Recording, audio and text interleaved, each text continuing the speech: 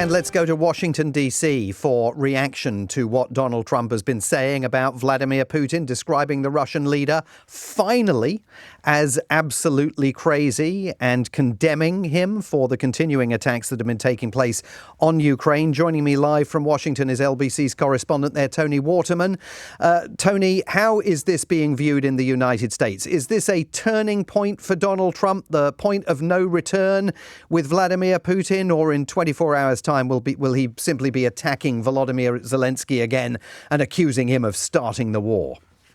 Well, Simon, this is certainly Trump's strongest scolding of President Putin that we have really seen. So perhaps he is starting to wake up to what most world leaders and most people in the world already knew, which is that Putin cannot be trusted and that he is perhaps not taking these negotiations very seriously. He's not pushing for peace the same way that others would like to see. Don't forget, Donald Trump said that he was going to end this war within the first 24 hours of becoming president, but he has continuously failed to be able to get Putin to seriously negotiate. And his administration has threatened to walk away from this war completely, walk away from these peace talks if there isn't some sort of progress.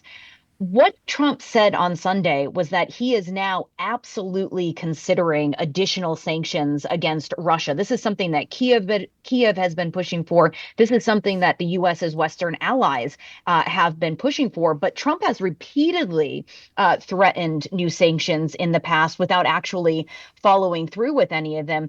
His real concern, at least according to Secretary of State Marco Rubio, is that Russia is going to completely abandon peace talks if these new sanctions are imposed. And what we may actually end up seeing is that it's U.S. lawmakers who are going to take the lead here. Senate Republicans said just last week that they're preparing to pass some pretty punitive sanctions against Russia if it doesn't start to engage seriously in diplomacy. Bloomberg says that a draft of this new bill would include 500% tariffs on imports from countries that buy Russian oil, petroleum products, natural gas, or uranium. So this would be a way of sort of forcing potentially Putin to sit down and start taking these seriously.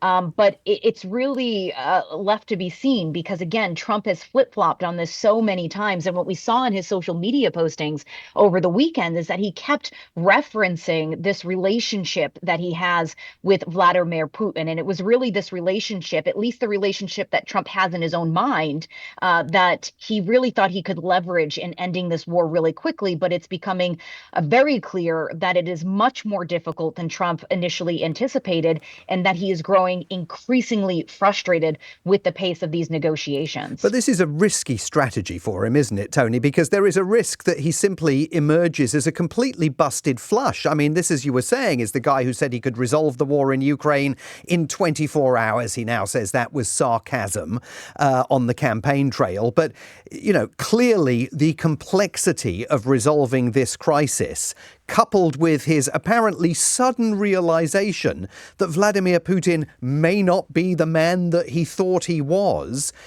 puts Donald Trump out on a bit of a precipice. Yeah, it certainly does. I mean, Donald Trump has always hyperinflated his ability to negotiate these types of massive deals, whether it's trade deals, whether it's ending wars in countries. And sometimes these are, self-imposed deadlines that are unrealistic, but he really fancies himself as somebody who can bring world peace. And I think that this is becoming increasingly a reflection of his ability to lead on a global stage.